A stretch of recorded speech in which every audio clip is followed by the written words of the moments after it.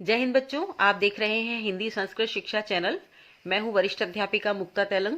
पिछले वीडियो में हमने कक्षा 8 के 9वें पाठ सप्तभगिन्य इस पाठ के शब्दार्थ जाने और इस पाठ का संस्कृत से हिंदी में अनुवाद किया।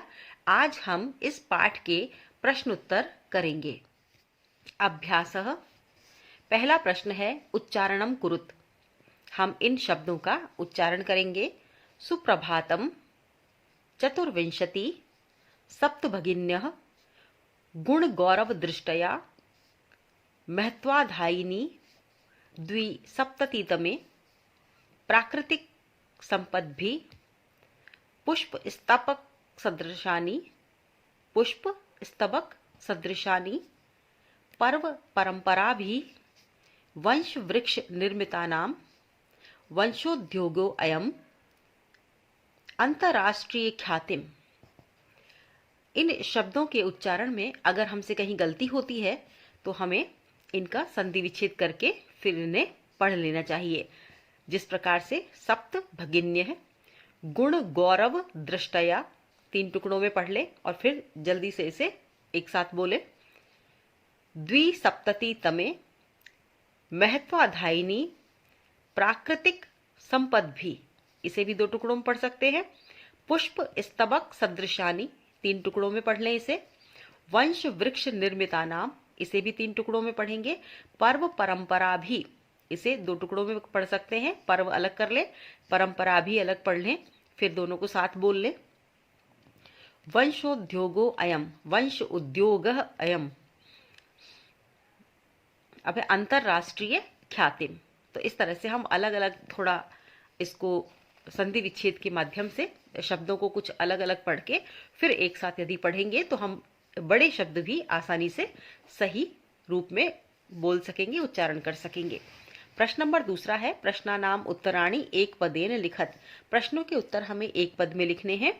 अस्माकं देशे कति राज्यानि सन्ति। तो हमें इसका उत्तर लिखना है कि हमारे देश में कितने राज्य हैं।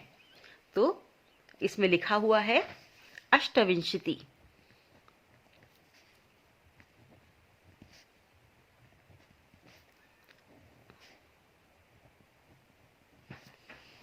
ये हम पाठ के आधार पर ही लिखेंगे। प्राचीने इतिहासे का स्वाधीना आसन। प्राचीन इतिहास में कौन स्वतंत्र थी? तो इसका उत्तर होगा सप्तभगिन्य है। फिर है केशाम समवाय सप्तभगिन्य इति कथ्यते। किसका समूह सप्तभगिन्य कहलाता है? तो हम लिखेंगे सप्त राज्यानाम।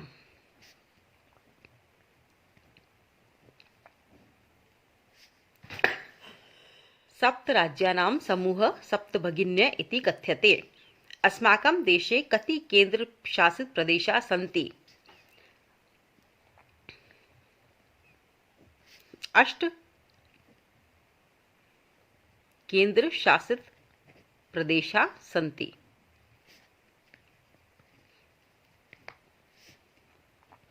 ये भी हम इस पाठ के आधार पर ही बता रहे हैं। ङ सप्तभगिनी प्रदेशे कै उद्योग सर्व प्रमुख है। तो इसमें आ जाएगा वंशोद्योग है। बांस का उद्योग सर्व प्रमुख है। अब है पूर्ण वाक्येन उत्तराणि लिखत। भगिनी सप्तके कानि राज्यानि सन्ति। यानी सप्त भगिनी में 7 बहनों में कौन कौन से राज्य आते हैं। तो हम उस श्लोक को याद करेंगे, आद्वयम मत्रयम आदि। और इसमें जहां पर लिखा हुआ है पृष्ठ संख्या है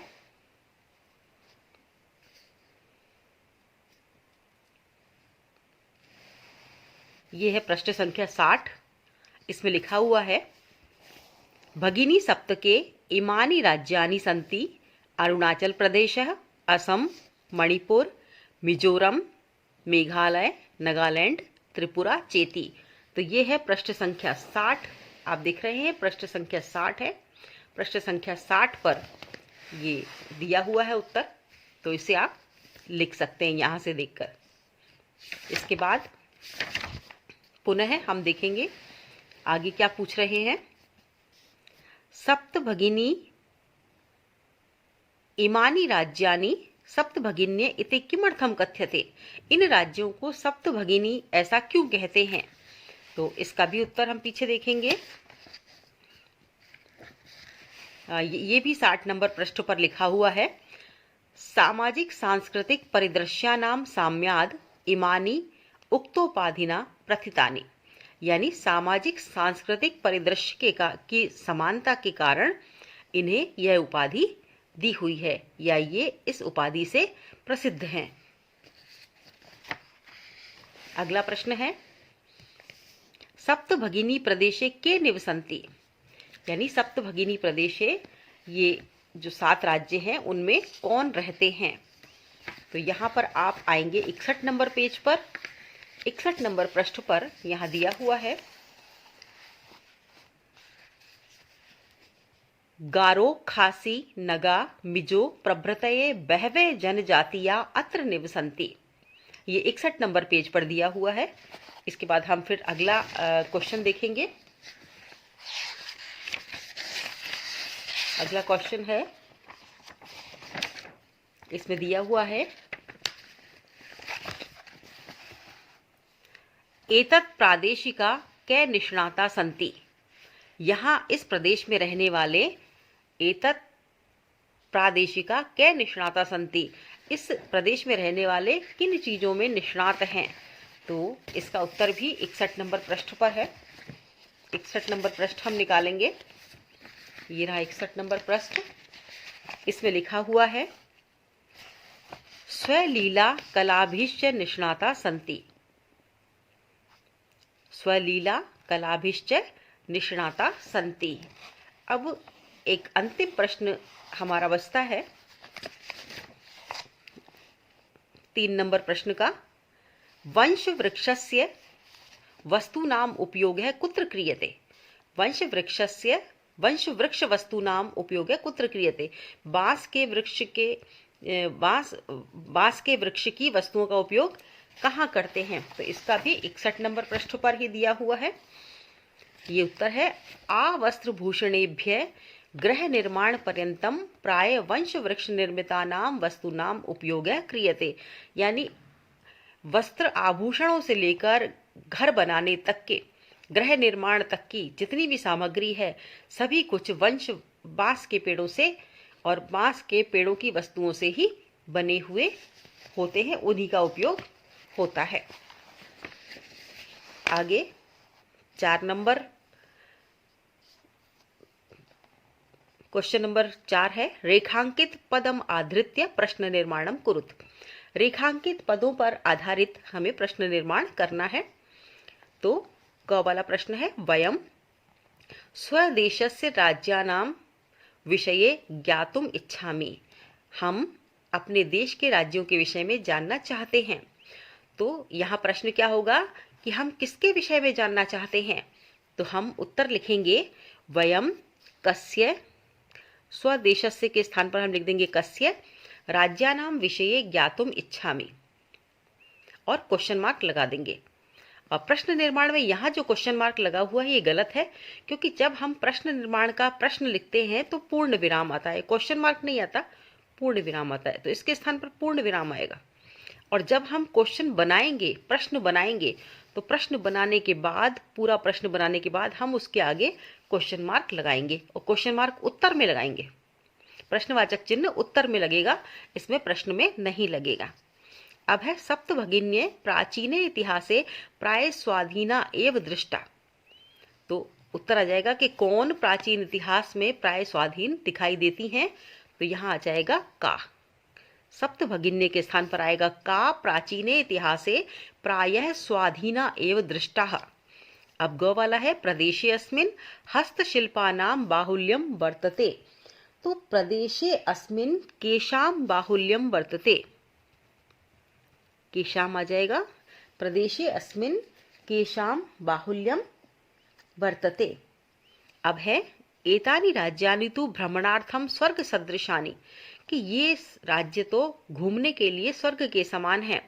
तो प्रश्न क्या बनेगा, ये राज्य तो घूमने के लिए कैसे हैं, तो कीदृशानि। एतानि राज्यानि तु भ्रमणार्थम कीदृशानि, ये प्रश्न बन जाएंगे आपके। इसके बाद 5वें नंबर का प्रश्न है, इसे थोड़ा ध्यानपूर्वक पढ़ना पड़ेगा। क है महोदये मे भगिनी कथयति अत्र मे इति सर्वनाम पदम कस्यै प्रयुक्तम। महोदय, मेरी बहन कहती है यहाँ पर मे जो सर्वनाम पद है किसके लिए प्रयुक्त हुआ है, तो इसका उत्तर होगा स्वरायै। तो हम उत्तर लिखेंगे स्वरायै, स्वरायै, ये इसका उत्तर हो जाएगा। अब है सामाजिक सांस्कृतिक परिदृश्यानां साम्याद् इमानि उक्तोपाधिना प्रथितानि अस्मिन् वाक्ये प्रथितानि इति क्रियापदस्य कर्तृपदम किम। इसमें लिखा हुआ है कि सामाजिक सांस्कृतिक परिदृश्य की समानता के कारण ये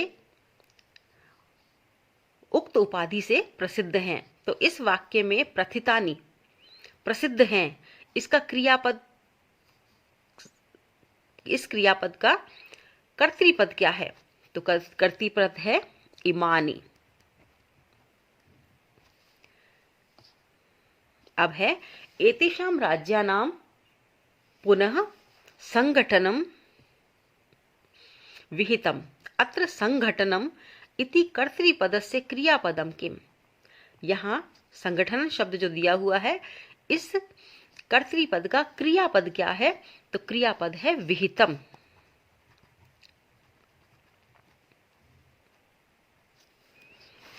अत्र वंश वृक्षाणां प्राचुर्यं विद्यते अस्मात् वाक्यात् अल्पता इति पदस्य विपरीतार्थक पदम चित्वा लिखत।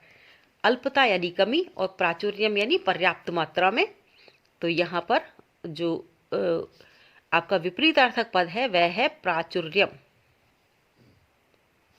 अब है क्षेत्र परिमाणे इमानी लघुनी वर्तन्ते।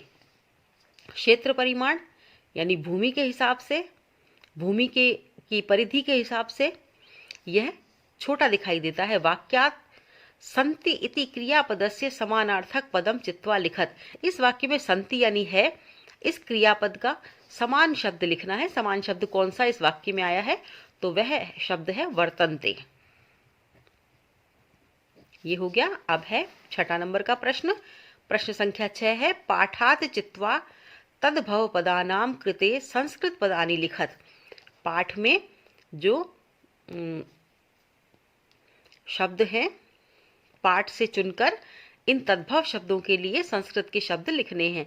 संस्कृत के शब्दों को तत्सम शब्द कहते हैं, और जो ये बने हुए शब्द हैं यानी संस्कृत शब्दों से जो बिगड़कर कुछ शब्द बने हुए हैं उन्हें तद्भव शब्द कहते हैं, जो अधिकतर हिंदी में प्रयुक्त होते हैं। तो चलिए हम देखते हैं तद्भव पदानी ये कौन कौन से हैं। 7, तो संस्कृत में इसे क्या कहते हैं, सप्त। बहिन, बहिन को क्या कहते हैं, भगिनी।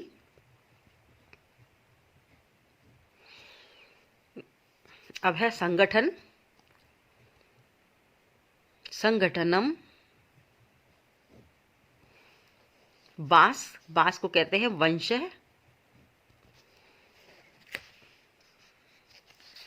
आगे देखते हैं, आगे है आज, तो आज को हम कहेंगे अद्य। खेत, खेत को कहेंगे क्षेत्रम। अब है भिन्न प्रकृति पदम चिन्हित, यानी भिन्न प्रकृति के शब्द हमें इसमें से चुनने हैं।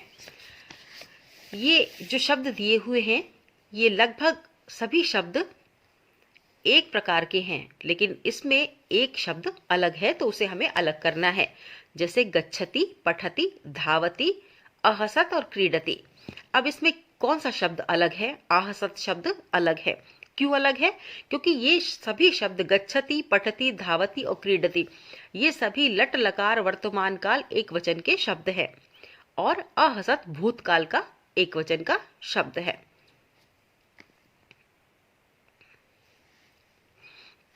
इसलिए शब्द अहसत अलग हो गया।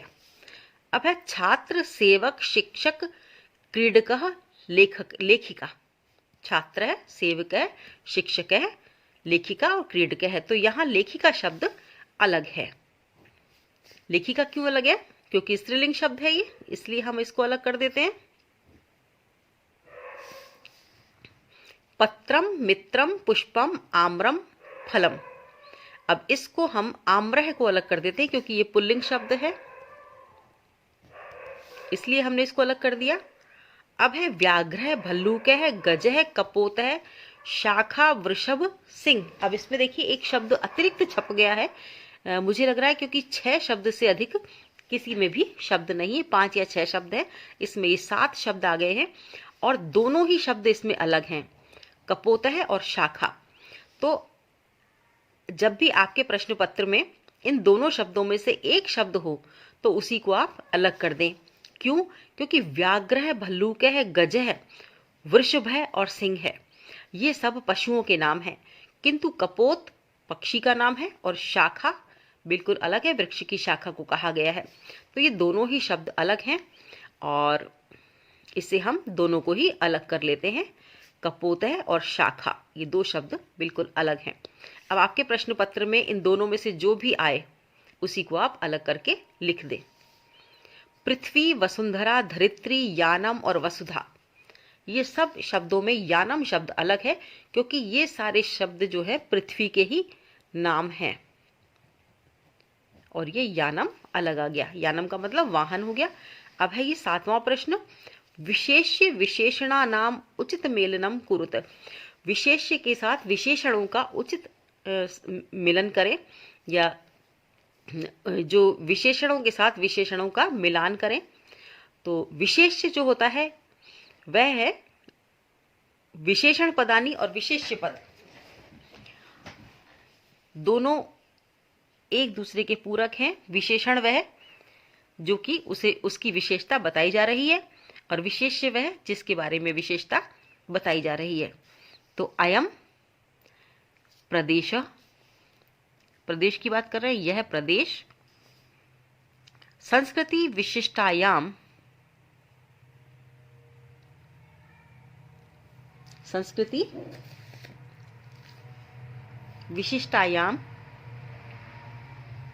भारत भूमौ महत्वाधायिनी संस्कृति प्राचीने इतिहासे एक है समवाय है। तो इस प्रकार से हम इनका मिलान कर देंगे। अब योग्यता विस्तार में उसमें कुछ बातें दी हुई हैं, मैं कुछ खास बातों की यहाँ पर चर्चा करना चाहूँगी। अद्वयम, मत्रयम, ये तो हमने पाठ में ही पढ़ लिया था। इसके बाद यहाँ लेखक के बारे में लिखा हुआ है, इसके बारे में थोड़ी सी चर्चा करना चाहूँगी कि सप्तभगिनी इस उपनाम का सर्वप्रथम प्रयोग 1972 में श्री ज्योति प्रसाद सेकिया ने आकाशवाणी के साथ भेंट वार्ता के कार्यक्रम में किया था। तो ये हमें नॉलेज होनी जरूरी है कि सप्तभगिनी इस शब्द का कब उपयोग हुआ था सर्वप्रथम। तो सर्वप्रथम उपयोग इसका हुआ 1972 में। किसने किया? श्री ज्योति प्रसाद सेकिया जी ने किया। और कहाँ किया? आकाशवाणी के साथ एक भेंट वार्ता में उन्होंने इन्हें सप्तभगिनी नाम दिया।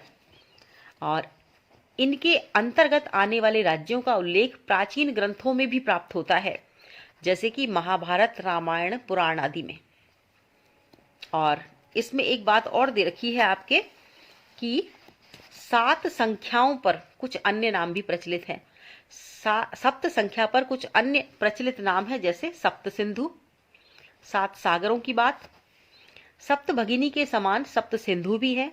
और ये सप्त सिंधु कौन से हैं? सिंधु, शुतुद्री, सतलज, इरावती, इरावदी नदी, वितस्ता यानी झेलम, विपाशा यानी व्यास, असिकनी यानी चिनाब और सरस्वती। तो इस तरह से सप्त सिंधु के भी नाम, 7 नदियों के नाम भी दिए हुए हैं। इसके बाद है सप्त पर्वत, 7 पर्वतों के नाम दिए गए हैं। महेंद्र पर्वत, मलय पर्वत, हिमवान, अर्बुद, विंध्य, सह्याद्री और श्रीशैल पर्वत। इसी प्रकार सप्त ऋषियों के नाम दिए गए हैं। मरीचि, पुलस्त्य, अंगिरा, कृतु, अत्रि, पुलह और वशिष्ठ। तो ये योग्यता विस्तार में कुछ प्रमुख बातें थी जिसकी चर्चा करनी आवश्यक थी। तो आज हमने पाठ 9 सप्तभगिनी के प्रश्नोत्तर किए और योग्यता विस्तार में कुछ प्रमुख बातों को जाना। इससे संबंधित यदि कोई प्रश्न आपके दिमाग में हो तो आप कमेंट बॉक्स में कमेंट करके मुझसे पूछ सकते हैं। धन्यवाद।